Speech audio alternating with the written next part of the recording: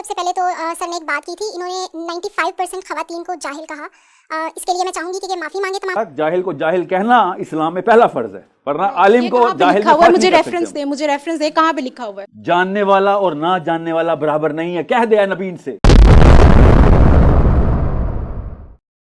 Hello viewers, welcome to my YouTube channel. Viewers, آج کل آپ لوگوں نے سوشل میڈیا پہ اور الیکٹرانکس میڈیا پہ ایک ویڈیو بہت زیادہ وائرل ہوتی دیکھی ہوگی کہ سما ٹی وی کے ایک پروگرام میں ساحل ادیم صاحب، خلیل الرحمان قمر اور ایک خاتون کے درمیان کوشچن آنسر کے سیشن میں بحث و تکرار ہوئی۔ اب سوال یہ پیدا ہوتا ہے کہ اس کی بیک گراؤنڈ سٹوری کیا ہے، یہ کس بنا پہ ہوئی۔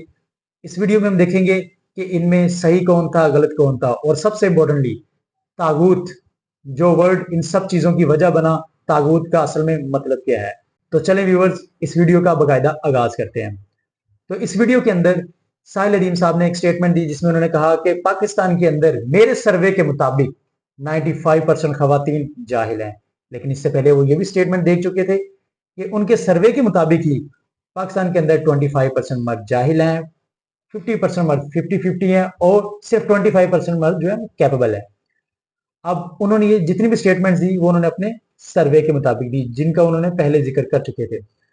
وہاں پہ آڈینس میں موجود خواتین میں سے ایک خاتون نے اس چیز پہ اعتراض کیا کہ آپ نے 95% خواتین کو جاہل کہا ہے، آپ نے پاکستان کی 95% خواتین کو جاہل کہا ہے، تو آپ سب سے پہلے اس چیز پہ معافی مانگے۔ جس پہ ان کا جواب بہت اوبویس تھا کہ میرا سروے، اگر آپ کے پاس کوئی ڈیٹا موجود ہے، اگر آپ نے کوئی سروے کیا ہے تو آپ اس کا ڈیٹا مجھے دے دیں۔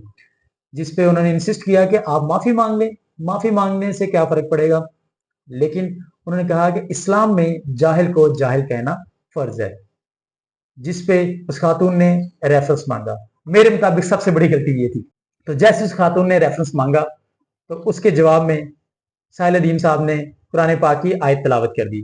تو خاتون کا ریئیکشن تھا کہ تو آپ سے میں نے ریفرنس مانگا ہے اور آپ مجھے عربی کی آیات پڑھ کر سنا رہے ہیں، جس پر خلیل الرحمان قمر صاحب نے اس چیز پہ اعتراض کیا کہ کیا آپ کو عربی کے آیات سے کوئی تکلیف ہوتی ہے؟ تو انہوں نے کہا جیسے آپ کو ہیومن رائٹس پہ، جیسے آپ کو ویمن رائٹس پہ بات کرنے پہ تکلیف ہوتی ہے، ایسے مجھے عربی کی آیات پہ تکلیف ہوتی ہے۔ دیکھیں، ساری چیزوں کو ہم پس پردہ ڈالتے ہیں۔ اب دیکھتے ہیں اس میں صحیح کون تھا، غلط کون تھا۔ سب سے امپورٹنٹ بات، ساحل ادیم صاحب نے ایک چیز جو بارہا کہی تھی وہ یہ کہ یہ میرا سروے ہے، یہ جو میرے پاس ڈیٹا موجود ہے میں اس کے مطابق بات کر رہا ہوں۔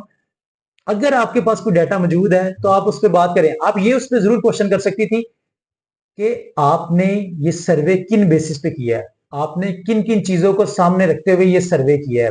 ہو سکتا ہے جن چیزوں کی بیسس پہ آپ نے یہ سروے کیا ہے اس کے علاوہ دوسری ایکسپرٹیز بھی خواتین میں ہو، بالکل پوسیبل ہے، لیکن آپ نے جب ان سے ڈائریکٹ یہی کہا کہ آپ اس چیز پہ معافی مانگ لیں، جب کہ وہ بھی اس چیز پہ بضد تھے کہ میں یہ نہیں کرنا چاہتا کیونکہ میرے سروے کے مطابق میرے پاس جو ڈیٹا موجود ہے اس کے مطابق یہ فیکٹس ہیں اور فیکٹس پہ میں معافی نہیں مانگوں گا۔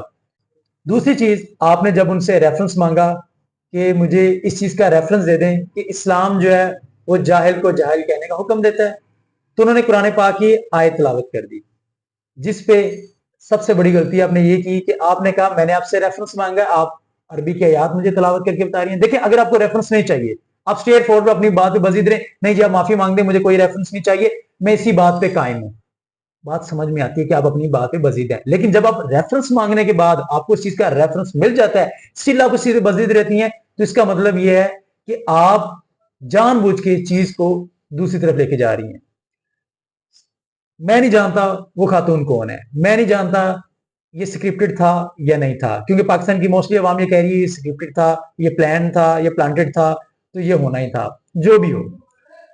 At the end of the day یہ چیز ہے کہ اگر ایک چیز پہ آپ ریفرنس مانگ رہے ہیں ایک شخص سے، وہ آپ کو ریفرنس دے رہا ہے، تو ایٹ لیسٹ آپ اتنی ڈگنیٹی تو رکھیں کہ اس ریفرنس کو ایکسیپٹ کریں، اس پہ کاؤنٹر آرگیومنٹ آپ دے سکتے ہیں۔ اب یہ آرگیومنٹ دے سکتی ہیں کہ ہو سکتا ہے اس آیت کا یہ مطلب نہ ہو، لیکن پاکستان کے اندر ایک چیز جو میں نے آبزرو کی ہے، یہ سیکولر طبقے کی طرف سے، یہ موم بتی مافیا کی طرف سے، معذرت کے ساتھ میں ان کو مافیا اس لیے کہتا ہوں کہ خواتین کے حقوق کے لیے جو بات کرنے کا حق ہے وہ یہ نہیں کرتے۔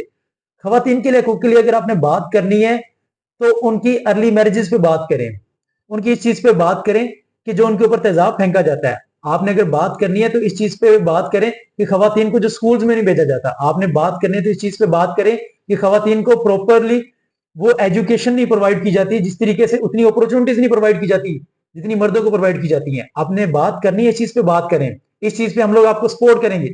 مگر آپ نے اگر بضد ہو جانا ہے کہ جی جب تک ہماری ایگو سیٹسفائی نہیں ہوگی ہم اپنی بات سے پیچھے نہیں ہٹیں گے, تو وہ چیز غلط ہے.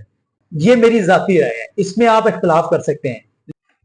تو ویورز, اگر ہم بات کریں طاغوت کی, جس کا ساحل ادیم صاحب نے بار بار اس پروگرام کے دوران ذکر کیا اور اس خاتون سے بھی سوال پوچھا کہ طاغوت کیا ہوتا ہے, آپ مجھے اس کا مطلب بتا دیں. طاغوت کی بیسٹ ڈیفینیشن جو مجھے ملی ہے وہ مولانا مودودی صاحب کی ملی ہے. وہ بتاتے ہیں کہ جب انسان ریبیلیس اس قدر ہو جائے کہ وہ خدائی کا دعویٰ کرنا شروع ہو جائے, یا وہ خود کو خدا کے لیول پہ سمجھنا شروع ہو جائے, کہ وہ یہ سمجھنا شروع ہو جائے کہ میرے بنائے ہوئے احکامات کو کوئی وائلیٹ نہیں کر سکتا, وہ یہ سمجھنا شروع ہو جائے کہ میرے بنائے ہوئے احکامات کو کوئی پامال نہیں کر سکتا, اور جو اس کو پامال کرے گا سب سے بڑا سرکش وہی ہوگا. جب ایسی سوچ پیدا ہو جائے تو اس کو طاغوت کہتے ہیں. اور اس میں ایڈیشن کرتا جاؤں کہ ڈاکٹر ارشاد صاحب نے اس میں بہت خوبصورت بات کہی تھی کہ یہ طاغوت ضروری نہیں کوئی انسان ہی ہو, یہ ایک سسٹم بھی ہو سکتا ہے, یہ ایک ادارہ بھی ہو سکتا ہے, یہ ایک طاغوتی نظام بھی ہو سکتا ہے. دنیا میں یہ ایسے طاغوتی سسٹم آپ کو ہر جگہ پہ دیکھنے کو ملیں گے. ایون کہ بڑے افسوس کے ساتھ مجھے کہنا پڑ رہا ہے یہ طاغوتی سسٹم آپ کو پاکستان کے اندر بھی دیکھنے کو ملے گا. تو ویورز, مجھے امید ہے یہ ویڈیو آپ لوگوں کو پسند آئی ہوگی, اور اپنی رائے کا اظہار ضرور کریں. مجھے اس ویڈیو میں بتائیں کیا اس کے علاوہ اور کون سی پاسبلٹی ہو سکتی ہیں, اور کیا کیا چیزیں ہیں جو ریکٹیفائی ہو سکتی ہیں. میں نے اپنا ویو پوائنٹ آپ لوگوں کے سامنے رکھ دیا ہے.